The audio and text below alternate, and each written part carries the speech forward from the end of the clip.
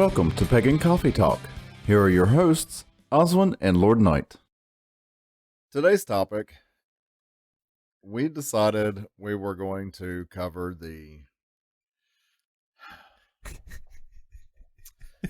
13 Principles of Wiccan belief. This was set aside, this was made popular by the American Council of Witches. I'm sorry, the Council of American Witches. They had to be very specific about it. Yeah, we wouldn't want them Canadian witches to come down here and, do all that magic. Heaven forbid.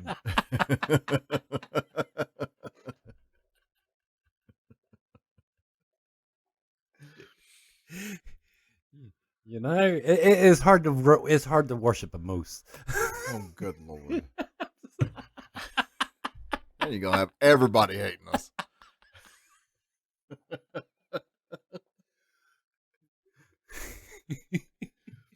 I happen to know some very nice Canadians. Do you know a few nice moose? I'm just saying, Mises.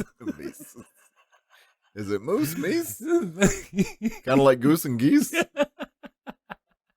I don't know. Who knew? Anyway. So, yeah, we thought we'd go over these. Again, we heard Jay on his podcast, The Cauldron Brew. Yes. Briefly talking about this with Julie. And we thought we'd dedicate a podcast to it and see if we could butcher the hell out of it.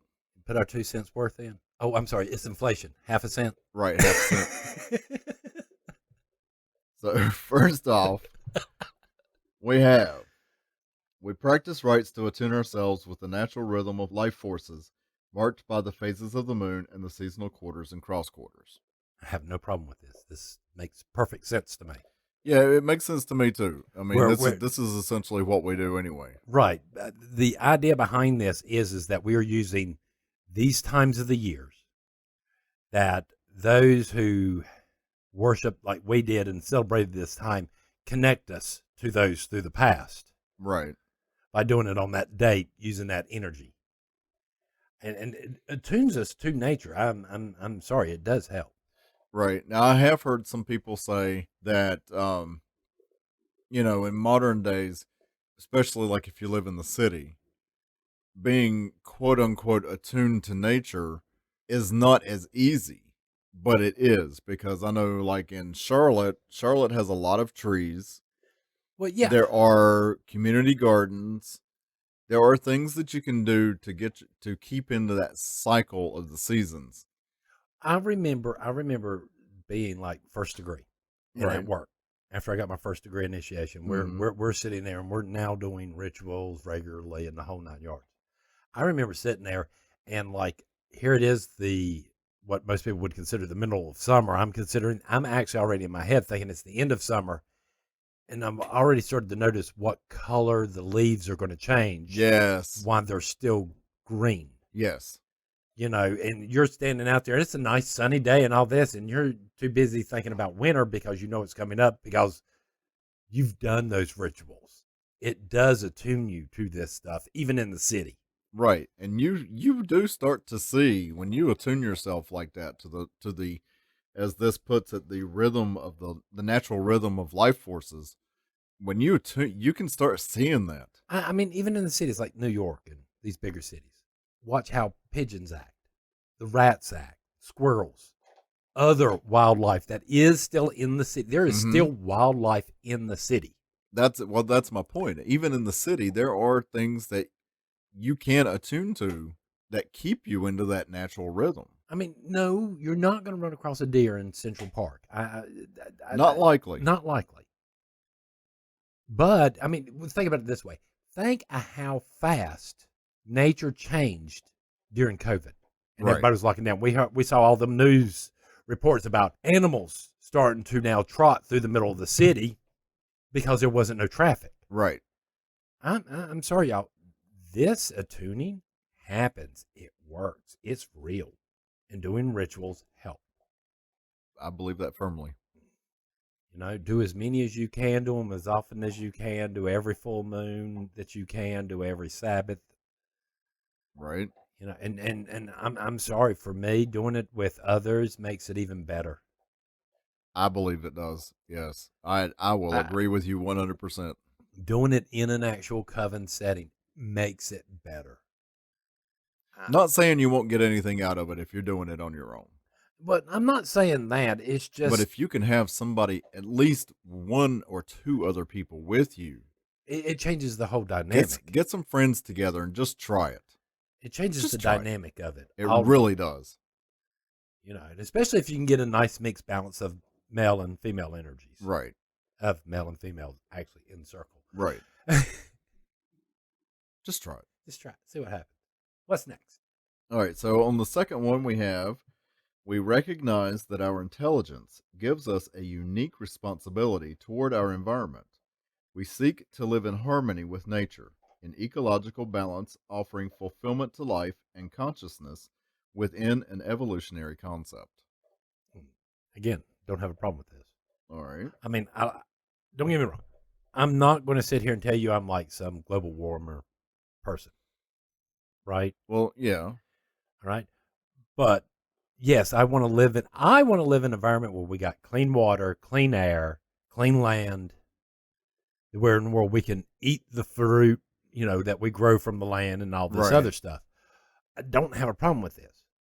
But I think this also tells us something that we don't see a lot in the pagan community is forethought. Okay. Just like, you know, I've talked before, you know, like everybody raves about solar panels, but we don't rave about all the rare earth metals it takes and how we have to destroy half the freaking planet just to make one. And then what in the world are we going to do with it once it's used up? Because it can't go into the landfill because these are rare earth metals. Right. And they can't be recycled once they're in this form. This is where I think we're falling short as a community on this, is that forethought. Just like, you know, I don't think there's nothing wrong with nuclear power. As a matter of fact, I think it would be great for the fucking environment. You know, maybe I shouldn't cuss so much, but, you know. I think it would be great for the environment. I think it would be better if we had financed research and stuff on better ways to do something with the leftovers. Right. How can we keep on using it even in this limited capacity to make even more power, or if it takes more, instead of just sticking it in the ground? Or can it be recycled into something else? Right. Or can we add another chemical to it or something else to lock or to stop or halt the decaying process? Right. Right. You know? Or to neutralize it. Something to neutralize it where it's not, you know. Well, I mean, I've even, and this is far out there and it's going to drive a lot of people up the wall. I've even heard of people suggesting that we actually take some of that nuclear material, take it to Mars and let it do a nuclear meltdown to restart the core on Mars to get an electromagnetic, because that's what's lacking. We need to heat that core back up so it can start generating an electromagnetic field like the Earth. Oh, that's an interesting thought. Has been suggested to terraform that planet, because then it would keep the solar winds from blowing away the atmosphere, because it will have sort of an electromagnetic shield. Right. Thus potentially making it habitable. And again, I'm sorry. Let's think outside the box. I would rather my tax money go to research wild stuff, fusion, fission, the whole 9 yards, and do that and find ways to get rid of the waste. You know, like nowadays, it is actually quite economical and cheap to mine the air for carbon. Okay. And if we can get carbon out of the air, why can't we convert it back into oil again? That's a good question. How much research would it take? And I believe this principle tells us to do stuff like this. This is where we fall short as a pagan community. Because nobody's sitting back. We're all, oh, no, we got to recycle. And majority of that plastic and stuff never gets recycled. It gets sent off to poor countries to have to put up with. Right. Hence the reason we got that island out in the middle of the ocean. Right. That's nothing but plastics and whatever else. My hope is the plastic island starts its own ecosystem and brings something else to life. Right. Which it probably will. Freaking hilarious. It probably will eventually, but until then, it's just a big mass in the ocean. You know, I'm still waiting for a disease to come around to where in the world the cure for it is so bizarre. What do you mean? All I have to do is drink soured milk. Ew. I'll die first. Soured milk. Well, I'm just saying, I'm waiting for it. Jesus. All right. Number 3. We acknowledge a depth of power far greater than that apparent to the average person. Because it is far greater than ordinary, it is sometimes called supernatural, but we see it as lying within that which is naturally potential to all. The only thing I hate about this one is they had to use the word supernatural. Well, they said it's sometimes called that. Right. And again, this is like, our philosophy is there's no such thing as supernatural. Well, everything is just natural. But that they clarified that. Yeah. I know. We don't see anything. My only complaint about it is you had to use the word to tell people this word is. Sometimes you have to. I don't have a problem with what they said or how they said it. It's just, did you really have to use the word? Yes. One word, yes. Get over it. Come on, work with me here. No, but I think this is a perfectly acceptable wording and explanation of, again, ghosts and spirits and these energies and all that. This is part of the natural working of the world. Right. There's nothing supernatural about this. Well, and the same thing with abilities.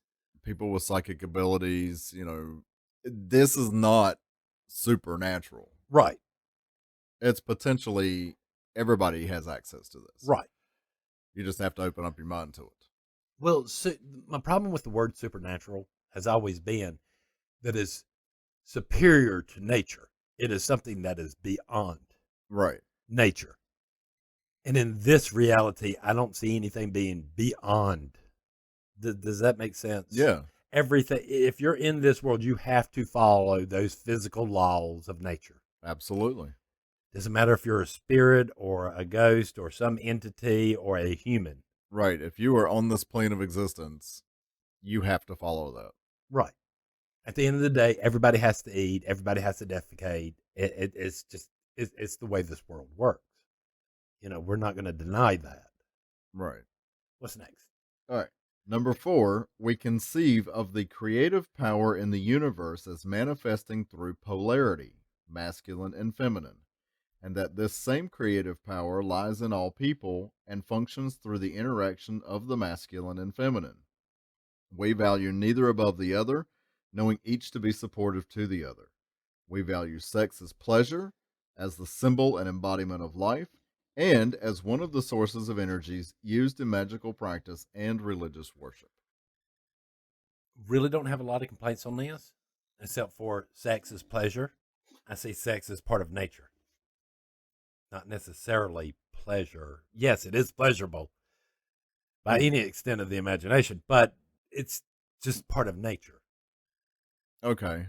Does that make sense? Right. I don't. Whether it's used for procreation or not, it's right. It's regardless, it's still part of nature. It's still part of nature. It's what we do. It's what we do. I mean, now again, this goes back to like our philosophy of the all is one, the one is all. Okay. Because there are people out there who want to believe that their deity, their pantheon is a set of people that live on this plane of existence, and that's it. Okay. And then there's other people, more the traditional craft people, who actually believe in the one is all and the all is one. That there is a quote unquote source of creation. It is so far beyond us that we couldn't understand it to begin with. So we have to convert it to something we do understand, and we see male and female throughout nature. So why would our God and goddess not be male and female? Right. All right. I mean, I know some people will sit there and try to argue that the act of being male and the passive being female is bad form nowadays, Right. but I don't see it as being bad form. No. For every push, there has to be a pull. Right. For every pull, there has to be a push. I'm sorry, but that's the way life is. That's the way this world works. Absolutely. All right, number 5. We recognize both outer worlds and inner, or psychological, worlds, sometimes known as the spiritual world, the collective unconscious, inner planes, etc. And we see the interaction of these two dimensions, the basis for paranormal phenomena and magical exercises. We neglect neither dimension for the other, seeing both as necessary for our fulfillment. I have some issues. Okay. One, they use paranormal. Yes. The same problem with as in supernatural. Right. All right. It's normal. But they didn't. But in the other one, they said it's sometimes seen as supernatural, and then clarified that nothing is supernatural. Here, they used the word paranormal, and they meant it as paranormal. What the fuck, people? Really? I know I'm nitpicking, but you're nitpicking over words. But still, if you're recognizing these planes of existence, but you also got to remember, in these planes of existence, and I don't think anybody's caught on to this yet, this is declaring the psychological as a plane of existence in and of itself. Yes, it is. All right, that this is something separate from everything else. I know that sounds weird, but again, this to me is a proper analysis of this. Psychological, mental planes of existence exist. Sure they do. Altering your mind to them is a piece of cake once learned, once taught, once in tune with nature, once doing these rituals, once taking these concepts in. Right. Here's what a lot of people don't understand about these principles so far. They actually build on one another. They are building. All right. And again, here's the scenario in craft that a lot of people don't seem to understand is that's what we're doing. You might listen to our podcast and you might not like certain things I say on certain subjects, but when you start pairing them with other things, you're like, I see where in the world he's getting this conclusion based on these philosophies. Or at least that's what we hope. That's what we hope. I know they come up random and stuff, but again, this is the same thing. It is. All right. It is the fact that, yes, we mentally, we psychologically torture ourselves as witches. Yeah. All right. It basically is what it amounts to. Literally, we think of a symbol of hatred or love or whatever, go into meditations and sit there and re-experience these feelings over and over again while meditating on that, so we would have that pure emotion when we see that symbol when we're casting a spell. Right. That's, to me, psychologically damaging, but damn, the spells are fucking powerful that way. They are. The more pure the emotion and the manipulation there, the better the spell. To understand someone's self so well that you can psychologically scar yourself on purpose to get a desired outcome. Right. Which is pretty fucked in the head. But it works. Other people might see this as something else, but this is what I see that they're saying in there. Yeah, but again, all of these planes of existence, they work with each other, right, if you know how to work it. Right. Going from the astral plane to the aside to, the planes of existence for other celestial beings. Right. And even to the God. It becomes a piece of cake once you start to. Well, and even that quote unquote inner plane of existence that they were talking about. How many times, and I've seen it on YouTube videos where you see the body, they'll have an outline of the body, but on the inside of the body, it will be like a universe. Right. Why does that not exist? Why do you think it doesn't exist? Well, again, all of these things intertwine with each other. This is back to the argument is we experience this reality through our five senses. True. Yes, there are more senses than that, blah blah blah. Yeah, he yeah, says it. yeah. Yeah. We've all seen that. We've all listened to the synth song from the Animaniacs. If you haven't, track it down. It's hilarious. It's hilarious, but it's accurate. It's accurate. And again, if you're sitting there in meditation and you can touch an object, taste an object, feel the object, see the object, Hear it.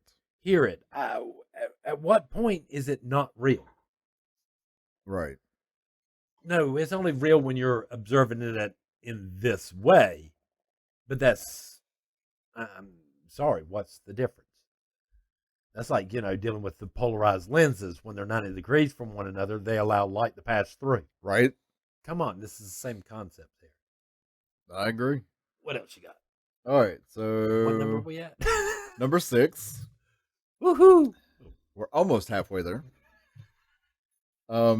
We do not recognize any authoritarian hierarchy, but do honor those who teach, respect those who share their greater knowledge and wisdom, and acknowledge those who have courageously given of themselves in leadership. I don't have a problem with this either. No, because there's not a greater authority within paganism. I want to say, even those people that you place authority on, right? Right. You might want to listen to them a little bit closer and see what they're actually saying. Right, but well, yeah, because even though they may be in a place of authority, right, they are not the authority. Exactly. And anybody responsible enough who is in a position of authority will tell you. You need to question. Right. I am not the definitive authority on this. Right. And when you start deleting questioning your authority.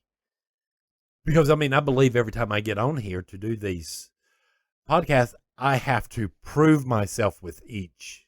Yeah. Does that make sense? Mm-hmm. That I have to show people the logic I'm doing to go, here's the way I'm thinking. So that way, if I am thinking wrong, you can sit there and go, hey, no, A, B, C, D, E.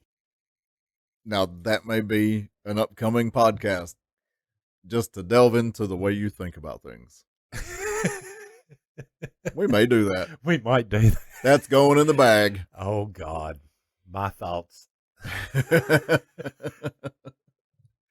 All right. Number 7, we see religion, magic, and wisdom in living as being united in the way one views the world and lives within it.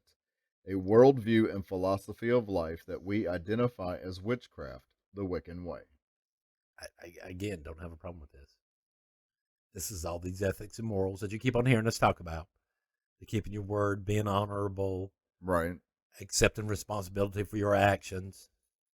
Again, I don't have a problem with this. This is something everybody should strive for. I sort of wish they were a little bit less vague on that one. Oh, okay, yeah. Does that make sense? And bring up more of those virtues or those things of honor. Right. I wish they'd brought those up a little bit more in that. I can understand that. I think it would have made it a little easier to understand, a little more clear. I think it would. I think it would have brought more to the religion that way. But I understand where they were heading toward. They were still trying to keep it open enough to where, people can sort of make up some of their own ethics and morals too. Right. But it seems like it'd been nice to have like those top 3. Gotcha. At least said in there, that we believe somewhat that people ought to be able to keep the word, that people should be responsible for their actions and should try to maintain balance. Right. And I don't know if anybody ever keeps on catching on with that. I keep on saying try to maintain balance, not actually maintain balance. We might have to talk about that one day. We might.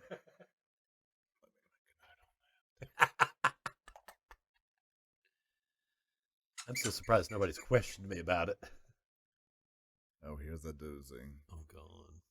Number 8, calling oneself witch does not make a witch, but neither does heredity itself, nor the collecting of titles, degrees, and initiations.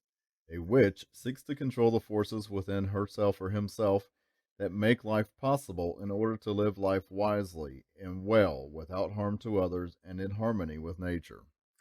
God, I wish the pagan community would get back to this. They flat out said it. We're supposed to live with wisdom, not magic, wisdom. Right. knowledge and wisdom.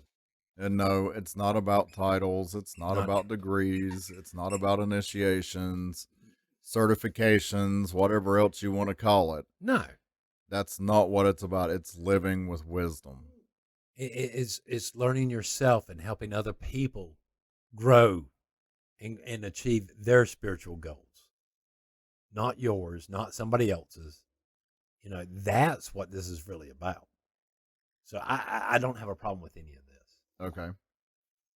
Number 9, we believe in the affirmation and fulfillment of life and a continuation of evolution and development of consciousness, giving meaning to the universe we know and our personal role within it. I completely agree with that. When we talked about the like energy to like, or we talked about soul energies. Okay, yeah. Remember how I was sitting there saying, hey, we need to get back to a one world tribe, a one world people, Right. and that America was the best place for that to happen. Okay. I still believe that. We need that one world people again, where all these cultures have finally merged together and become one again. I still believe we need it. But we have to do this biologically first. Right. Yes, I am telling everybody, go out and shag as many guys as you from as many different races as you can. Right. There's that sex. Go figure. And I got to use the word shag too. So Right. A+ for me. All right, number 10. Our only animosity toward Christianity or toward any other religion or philosophy of life is to the extent that its institutions have claimed to be the only way and have sought to deny freedom to others and to suppress other ways of religious practice and belief. Don't have a problem with this. This is the only animosity I have to these other religions. Otherwise, they can believe or do whatever in the world they want. I don't believe we should go around and bash Christians. Well, I was going to say, this does not give anyone Permission to do this. permission to bash Christianity Or any other religion. Muslim, Buddhism, whatever. It doesn't give you authority or the right. Well, and I'm sorry, it really does piss me off to sit there and listen to these people basically sit there going, I'm enlightened, I'm more spiritually aware, I'm more accepting. But let me tell you about what them bad damn Christians did. And they did this, and they did this, and they've done this, and they've controlled my life, and now they make me want to have a baby. Bitch, don't get fucking pregnant to begin with. But you know what? If you're that enlightened, you're not going to hold that animosity. No, you're not. Let's talk, again, if you're going to sit there and do that, let's talk about real enlightenment. Let's talk about real acceptance. Right. And that fact is that these people don't believe like you, and you need to shut the hell up. Right. Absolutely. You won't respect, you better give it. Yep. All right, number 11. As American witches, we are not threatened by debates on the history of the craft, the origins of various terms, the legitimacy of various aspects of different traditions. We are concerned with our present and our future. I would completely agree with that. Really? Yes. After the big fuss you've made over the word warlock? Well, them trying to change it is what I'm having a big argument about. That they're trying to get rid of keep your word. But you're not upset because they're not arguing the origins of the term. Right. I mean, they're all saying, yeah, this is where it originated, right. But this is what it means now. Yeah. That it's gotten changed over the years and blah, blah, blah, and therefore, but I see it as more as they're using it to get rid of an ethic and moral, not to get rid of a definition. Because again, just like, we've heard. But again, it's not dealing with the origins. Right. It's dealing with the ethic and moral behind it. All right. Does that make better sense? Yep. That's my goal. Okay. That makes perfect sense. And again, I think this basically states what my goal's been this whole entire time. I'm not debating this. I'm sitting here saying, hey, no, this is what it means, and this is the ethic and moral. Right. And if we're going to change it to the word male witch, we got to start asking questions. Does that mean that you're saying that all male witches are oath breakers, are fucking liars, or are you trying to say we need to get rid of this because y'all were incapable of doing this because, well, Y'all don't actually have the will to hold yourself to this standard. But again, it's not arguing about the origins. It's No. arguing about The ethic. Sorry. Get off your soapbox. Dang it, but I like my soapbox. It's a nice soapbox. It's sturdy. It holds me. Well, it is. It's crafted very well, but Well, some bricks y'all probably Jesus. put it in there. it's like, give it a break. Damn. Get All off right. that cross. They need the wood Shut already. up. I'm getting down now. Number 12. We do not accept the concept of absolute evil, nor do we worship any entity known as Satan or the devil, as defined by Christianity.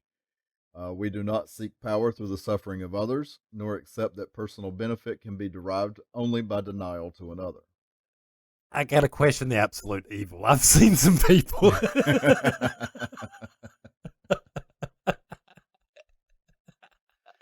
Well, I'm just saying. yeah, but even then, there's that shred of goodness, so they can't be absolute evil.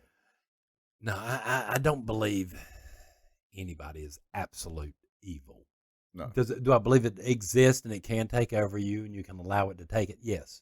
But I still believe there's always some type of shred of humanity or whatever you want to call it, or compassion inside every soul. If you believe in the concept of absolute evil, Which means then, you have to believe in absolute good. right, which means there's a balance there. Yes. The only problem with this is there's no There's absolute one or the other. There's always. But you got to ask the question: what would be absolute evil? What is absolute good? Well, do you see what I'm saying? Yeah, but okay, let's look at it this way. Recent Netflix series, Jeffrey Dahmer. Okay. People see this man as absolute evil. Right. Right? Some people see him that way, yes. But if you look at the Netflix series and you follow it, it shows he had his traumas and he had his issues. But the reason he was doing what he was doing was so that he wouldn't be left alone. Right. I think our problem on stuff like this is that we spend too much time thinking one or the other, either nature or nurture. Right. All right. Or the concept of the difference between belief and actual ritual drove me up the wall, because the argument was never about balance between the two sides of this.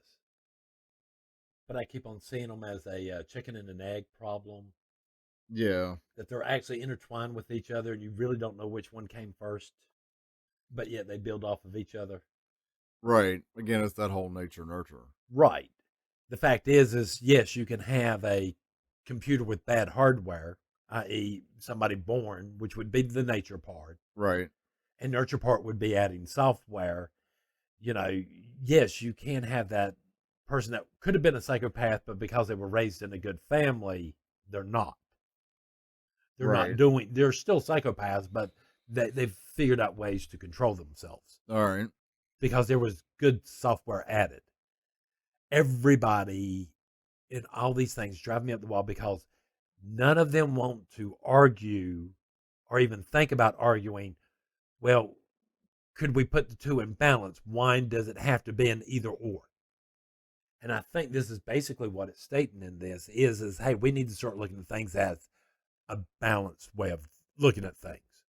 How in the world things complement each other, and not necessarily always look at them as opposing forces that either you have to have one versus the other. Well, and I tend to think of it more of like the Kinsey scale. Yeah. Where, you got some bad people, but they're still a little good. They've got that good part to them. You've got some good people that's got some pretty dark sides to them. Yeah, but my question is at what point do you run out of good? But see, I don't think you do. Do you? I mean, that's kind of like, at what point do you run out of bad? I don't think you do. I think it's always there. I think life's a whole lot messier than that. Exactly. I could see holy people sitting there in the middle of the night with the thoughts by themselves going, you know what? I really do not like that woman. I really don't like that man. Yeah, but that's what I'm talking about. Right. It's more akin to the Kinsey scale, where when Kinsey looked at everybody, he found that nobody was completely one or the other. Right. They were always on some sort of spectrum. Or at And least I it think the same seemed like it. yeah, and I think the same thing happens with the whole good and evil, you Well, know. I mean, but again, you still have this problem of people defining evil. Yeah. Okay. I mean, again, the argument goes this way. A group of people eat a body to honor the dead. Another group thinks that's evil and immoral. Right. So who's right? That's the main I reason I mean, don't think that we right. can say there's an absolute evil, that Evil or there's an the absolute absolute good, right. because there's that whole gray area that how do you define it? Right. I mean, like we were raised in the South in the United States. Right? There are certain foods me and you will eat in 2 seconds flat, not even think about. Yeah. But yet people from the North would look at us going, "Are you sure about that?"